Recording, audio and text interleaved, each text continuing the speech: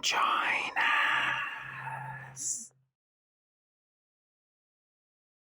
So, Nattie Neidhart, aka Nattie, wants to make a few changes in her career, and I am all for it. She appeared last week on I guess it's Ariel Hawaii. Can't remember his last name. I'm mispronouncing it. Sorry. And she spoke about the new changes, of course, under the quote-unquote new era, and that she is going to be appearing at one of my favorite shows this WrestleMania weekend at Josh Barnett's Bloodsport. She spoke about how there's so much more that she can give and how she trains. And she still trains with Davey Boy Smith Jr., who is a badass, and I don't understand why he is not with WWE. I think at one point around the pandemic, they were interested and something fell apart.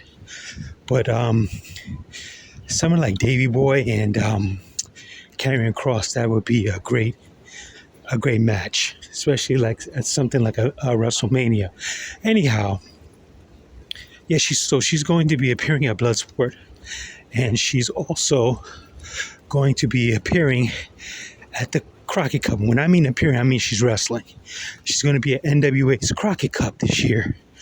The cool thing for me about Bloodsport is that, you know, you get to see the talent offer their versatility. So she's saying, as I stated, that there's more to offer. So I want to see, you know, her mixed martial arts skills.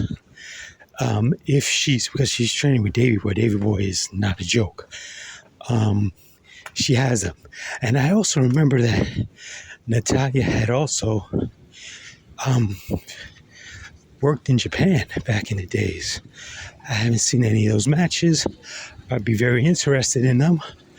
But anyhow, I want to see what else she's got as far as movesets. You know, I might have stated this before, I believe I did. But usually when you're watching, I know definitely when we're watching a WWE match, they go, of course, at a specific, you know, time, the match, and they do their same old movesets, you know. And it's often when talent moves on to other companies that you will then start seeing other things that they can do. Like for me, I saw Trinity do different things in TNA. That's just me. I had gotten back into wrestling. I cannot remember what WrestleMania was, but it was right around the time when Charlotte had beaten Asuka. She had taken the streak, knocked her off her streak. So it was probably like a few months before that time. So I wasn't really aware of all that Trinity can do. And that's going to be a side note for another episode. It's going to be real brief. Me getting it. Anyhow, I'll speak in that when the time has come. This should be very, very interesting because in my crazy world, my multiverse as I call it, I wanted Nattie to sign over at AEW. Now, people that are diehard WWE fans and they don't mess with AEW, hear me out. From what I've seen, or what I've noticed, I should say, like I've just started watching AEW now, it's not true. From what I've noticed is that if you are like a top person respected in the business and they, you know, that talent, when they transition over to AEW, it seems like a majority of the time, Tony Khan kind of lets them do what they want to do. And those transitions have been really good ones. Christian has had a great run. He had a great run in TNA. Adam Copeland from the Edge is having a good run. Chris Jericho has reinvented himself 3 or 4 times with 3 or 4 different characters. The Hurt Syndicate from the business, they're ripping shit up. Ricochet is murdering shit. Ricochet is murdering shit. If you're not paying attention to that, you're nuts. Mercedes is murdering shit. Promos are cool, but her in-ring work is fucking phenomenal. Anyhow, I wanted her to go to AEW. My vision was Nattie goes over to AEW. She could cajole Beth Phoenix to come over, or Beth Copeland to come over to AEW because she's still a free agent and that's her best friend.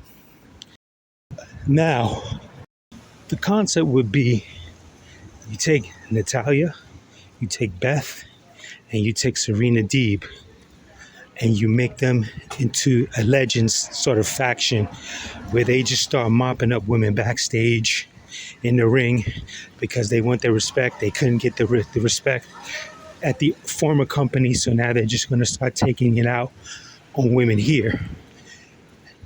Plus, with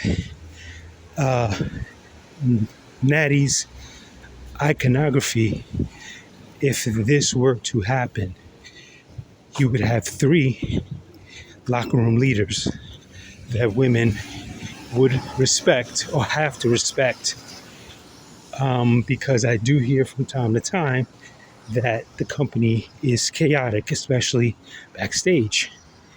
And with those 3, and of course Madison Rayne is there, I think the respect level kind of goes up. Natalya knows just about everyone in the business as far as pro wrestling is concerned. So her being backstage, she knows FTR, she knows her syndicate, Ricochet, so on, so on. So, I thought it would have been a good idea for her to go to AEW, but it is what it is, and no one was expecting for the new era to come in to effect, where it seems like, based off what Triple H said during the interview, the company is now looking for the talents to become their own brand and to be able to market themselves. I only wish that they would stop with the gimmicky names and trademarking the names and all that. Just do a 50-50 split with the talent. Let Mia Yim be Mia Yim instead of Meechin. You dig? So it is what it is.